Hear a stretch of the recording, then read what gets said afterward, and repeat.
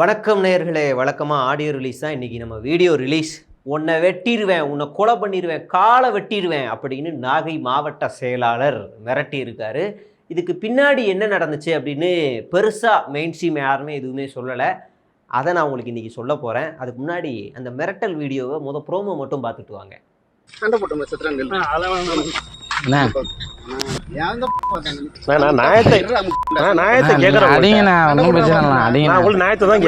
சண்டை போடுவேன்டா முட்டா இப்ப போய் பேசிட்டு உன்னை கொள்றேன்டா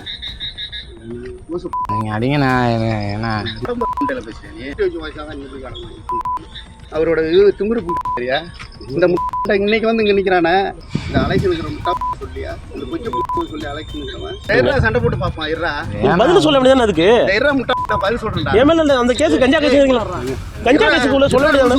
பதில் சொல்றேன் கஞ்சா கேஸ் சொல்ல முடியாதுங்கிறேன். கஞ்சா கேஸ் நான் என்னடா நீ யாரு நீ யாரா ஓண்ட சொல்றது நீ யாரா நீ முட்டா நான் பொறுப்போடும்போது நீ பொறுப்பு எடுத்துக்கிட்டா இன்னைக்கு எடுக்கும்போது நீ ஏன்டா எடுக்கல நீ ஏன் இன்னைக்கு வந்து இது பண்ண முடியல பார்த்துருப்பீங்கன்னு நினைக்கிறேன். என்ன நடந்துச்சு அப்படின்னா, இவங்கெல்லாம் ஊழலை ஒழிக்கிறன்றார்ல, விஜயை எல்லாரும் எதிர்க்கிறார்கள், அதுக்கு காரணம் விஜய் ஊழல் எதிர்க்கிறார்கள். ஒரு மயம் இல்லை, இவங்களே ஊழலுக்கு பேர் போனால் ஆகா பெரிய ஆளுங்க. இவங்க ஒவ்வொரு மாவட்ட செயலாளரும் புசியானதுக்கு லட்சக்கணக்கில் கோடிக்கணக்கில் பணத்தை கொடுத்து மாவட்ட செயலாளர் பதவி வாங்கிடுறான். அப்போ இந்த மாவட்ட செயலாளர் என்ன பண்ணுறான்னா, கீழே இருக்கிற ஒன்றியம், பகுதி, துணைத் தலைவர், தலைவர்னு எல்லா பதவிக்கும் இவன் தனியாக வாங்கிடுறான். அதாவது விட்ட பணத்தை 4-5 மடங்காக தூக்கிடுறது. இப்போ இதில் தான் பெரிய ட்விஸ்ட்டே என்னென்னா, இப்போ ஒன்றிய அளவில் ஒரு செயலாளரை போடுறாருன்னா ஒரு 6 மாதம் அந்த ஒன்றிய செயலாளரை விட்டு வைக்கிறது. அதுக்கப்புறமா வேணுக்கனவே அவன் மேலே வந்து எஃப்ஐஆர் போடுற மாதிரி, இல்லை பழைய எஃப்ஐஆர் நோண்டி எடுக்கிறது, இல்லை உங்கள் கட்சி செயல்பாடுகள் சரி இல்லை, நீ வேலை செய்ய மாட்டேற, நீ அதை செய்ய மாட்டேற, இதை செய்ய மாட்டேறன்னு அவனை பதவியை விட்டு தூக்கிடுறது. தூக்கிட்டு இன்னொருத்தன்ட்ட காசை வாங்கிட்டு அந்த இடத்துல மறுபடியும் அவன் அந்த பட்டியல் நிறைய இருக்கு என்கிட்ட, இன்னொருத்தன்ட்ட காசை வாங்கிட்டு அவனை இந்த இடத்துல உள்ளே உட்கார வச்சுருது. என்னடான்னு கேட்டால், நான் உனக்காக தான்ப்பா அவரே வேலையை விட்டு தூக்கியிருக்கேன், நல்ல அமௌண்ட்டாக கொடு அப்படின்றது. இதுவும் உண்மை. சமீபத்தில் ஃபர்வேஸை எதிர்த்து ஒருத்தர் வீடியோ வெளியிட்டாரா, கட்சியை விட்டு தூக்குனால ஃபர்வேஸு, அவர் அந்த மாதிரி பல மாவட்டங்களில் நடக்குது. இந்த மாவட்டத்தில் கணக்கு வழக்கு பிரச்சனை, ஒரு வெளிப்படைத்தன்மை இல்லாத கட்சி தான் தவேகாங்கிறதுக்கு இது ஒரு சிறந்த எடுத்துக்காட்டு. கட்சி நிர்வாகிகளை நேரில் அழைத்து பகிரங்க கொலை மிரட்டல் விடுத்த தவேகா நாகை மாவட்ட செயலாளரின் பகிரங்க வீடியோ வெளியாயிருக்கு. தலையை வெட்டி ரோட்டில் வீசி விடுவேன் எனவும், காலை வெட்டுவேன் என்றும் பகிரங்க மிரட்டல், கொலை செய்து விடுவோம் என மாவட்ட செயலாளரின் மகனும் மிரட்டும் அதிர்ச்சி காட்சிகள் வெளியாகி பரபரப்பை ஏற்படுத்தி உள்ளது. உண்மையிலே இதாண்டா வாரிசு அரசியல், இதுதாண்டா வாரிசு. அப்பனும் ரவுடி, பையனும் ரவுடி. நீங்கள் வந்து என்ன ஒரு வெளியில் வந்து நாங்கள் தூய்மையானவர்கள், நாங்கள் நல்லவர்கள் அப்படின்னு வந்து பேசுகிறதுலாம் திருட்டுத்தனம். நல்லா கவனிங்க. தமிழக வெற்றி கழகத்தின் நாகை மாவட்ட செயலாளரான சுகுமாரன் கட்சி நிர்வாகிகளை ஒருமையில் பேசி கொலை மிரட்டல் விடுக்கவும் பரபரப்பு வீடியோ காட்சிகள் வெளியாகி அதிர்ச்சியை ஏற்படுத்தி இருக்கிறது.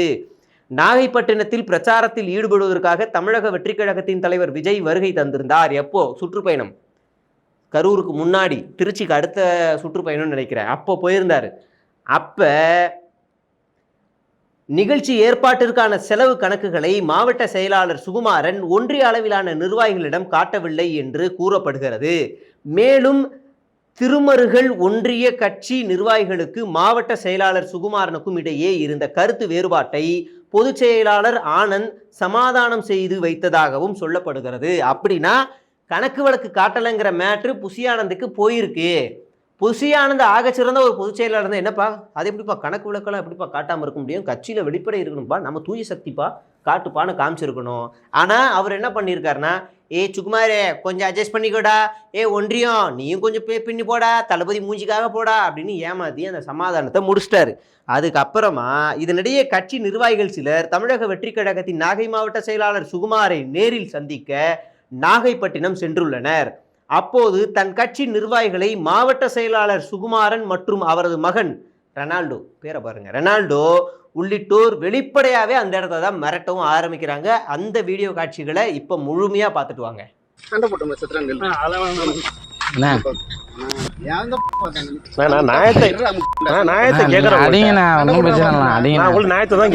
சண்டை போடுவேன்டா முட்டா இப்ப போய் பேசிட்டு உன்னை கொள்றேன்டா நீங்க அடிங்கண்ணா. என்ன பேசுறேன் அவரோட இது திமிரு சரியா இந்த முட்டை இன்னைக்கு வந்து இங்கே நிற்கிறானே நைட்டு என்ன இன்னைக்கு என்ன கருமாச்சு நான் இன்னைக்கு நாளை நீங்கள் குறிச்ச இந்த எலெக்ஷன் முடிஞ்ச பிறகு அவன் எந்தெந்த நிலைமையில ஆனால் எலெக்ஷன் முடிஞ்ச பிறகு ஏதாச்சும் ஒன்று நடக்கும் ஆனால் அவனையெல்லாம் நான் உடைய மாட்டேன் நீ என்னைக்கு வேணும் குறிச்சு வச்சு என்ன அங்கே என்ன இது பண்ணுங்கிற அவ்வளோ உடம்பு வச்சுக்கிற இந்த அலைக்கணுங்கிற முட்டா சொல்லியா இந்த கொஞ்சம் சொல்லி அலைக்கணுங்கிறவன் பிரச்சனை பண்ண கூட்டையில நீ எங்கே வேணாலும் வர எந்த ஏரியாவில் இது சொல்கிற எந்த ஏரியா வேணாலும் வர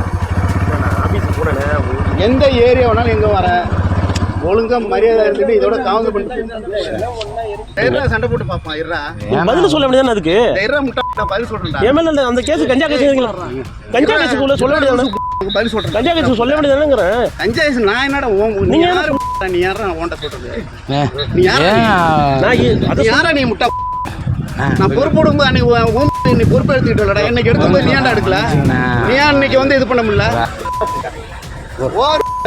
பேச்சு பிள்ளை கூட புந்து அடிப்பேன் சொல்லிட்டேன் நினைச்சு வச்சுக்க இன்னைக்கு இந்த எலெக்ஷனால நீ எல்லாம் தப்பிச்சுட்டு நீ அலைக்கலாம் நேரா வருவேன் ஊடு புந்து அடிப்பேன் சொல்லிட்டேன் 4 பேர் நீ கூட்டு வந்து சண்டை போடுவேன் பையன் மட்டும் போடுவான் ஐயோ எங்களுக்கு நான் உண்மையா சொல்லிட்டேன் எடுக்கலன்னு உங்களுக்கு அடிச்சேன் ஊரே திரண்டுருவாங்க அப்ப நான் வேற மாதிரி பேசுவேன் நேரா அப்படியே வருவேன் 2000 பேர் அழைச்சிட்டு வருவேன் பிரிச்சு எடுப்பான் ஒருத்தன் சேர்த்தா அடி நீங்க என்ன சொன்னாலும் நாங்க செய்யறோம் ஒருத்தன் சேர்த்தா அடி எல்லா பேரும் சேர்ந்தாக்கா அதுக்கு பேர வேற மாதிரி போயிடும் நீங்க என்ன சொன்னாலும் செய்யறோம் நான் எதுவும் பார்க்க மாட்டேன் உண்மையா சொல்றேன் அவங்களுக்கு ஒன்னா நான் கொலை பண்ணிட்டு போக கூட நான் யோசிக்க மாட்டேன் என்ன வேணா பண்ணிட்டு போயிடுவேன் யாரையும் பத்தி யோசிக்க மாட்டேன் இதுகளே எல்லா பேரும் நான் சொல்றேன் இன்னைக்கே தூக்கி போட்டு எது வேணாலும் பண்ணேன் எனக்கு மாவட்ட செயலர் பொறுப்பே வேணாம் தலையே வெட்டுவேன் மூளையை எடுத்து வந்து ரோட்ல போட்டு அடிப்பேன் பொறுப்புக்காக தான் நான் பொறுப்பு மயிறு நான் எதுவுமே நாங்கள் அவசியமே கிடையாது எனக்கு பொறுப்புலாம் கிடையாது ஒரு மயிரும் கிடையாது அலைச்சிட்டு உன் கூட்டாளிட்ட சொல்லி உன் காலை வெட்ட போறான்னு சொல்லி உன் காலை அலைச்சுங்கிற காலை வெட்ட போறான்னு சொல்லி செய்யறேன் கட்டி வச்சு அடிப்பேன்னு சொல்லுவேன் உண்மையா உங்க கூட இருக்கும் நான் என்ன சொன்னாலும் செய்யறேன் கல்ல கட்டியா இருக்கும் அவனும் இங்க வந்து ஆடலாம் முடியாது பார்த்துட்டீங்களா? பொதுச் செயலாளரிடம் புகார் செய்தால் கொலை செய்து தலையை வெட்டி மூளையை ரோட்டில் வீசுவேன் என்றும் 2000 பேருடன் ஊருக்குள் நுழைந்து உங்கள் கால்களை வெட்டி கொலை செய்வேன் என்றும் கூறியுள்ளார். தேர்தல் முடிந்து கட்சி நிர்வாகி அலெக்ஸின் கால்களை வெட்டுவேன் என்றும் நிர்வாகிகளை கிள்ளி தள்ளிவிட்டு தாக்கி ரகளையில் ஈடுபடும் காட்சிகள்தான் தற்போது நீங்கள் பார்த்தவை. பொதுச் செயலாளரிடம் பேசிவிட்டு உன்னை கொல்வேன் என்று நிர்வாகிகளை மிரட்டியுள்ளார் சுகுமார்.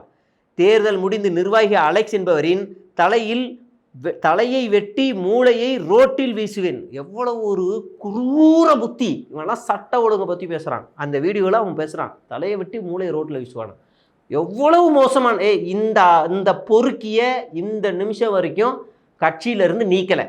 இந்த பொறுக்கிய இந்த நிமிஷம் வரைக்கும் கட்சியிலேருந்து நீக்கலை. இவனுங்க தான் ஊழலை ஒழிப்போம், சட்ட ஒழுங்கு ஸ்ட்ரிக்டாக இருக்கும்.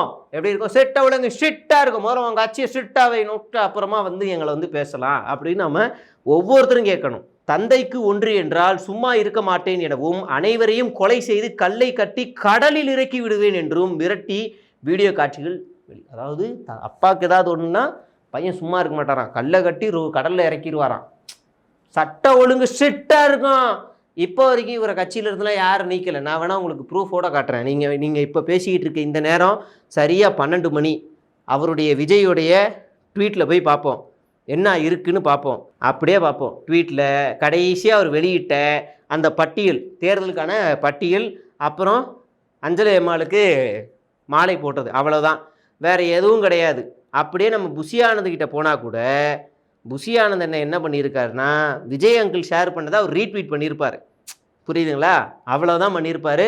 வேறு எதுவுமே அங்கேயும் கிடையாது. பல நிகழ்ச்சிகளை ஷேர் பண்ணியிருக்காரே தவிர எந்த நடவடிக்கையும் கிடையாது. ஏன் இவரை வந்து நடவடிக்கை எடுக்கலை அப்படின்னா, நாகையில் இவரை தூக்கிட்டா அடுத்து நாகையில் தாவேக்காவே இல்லை.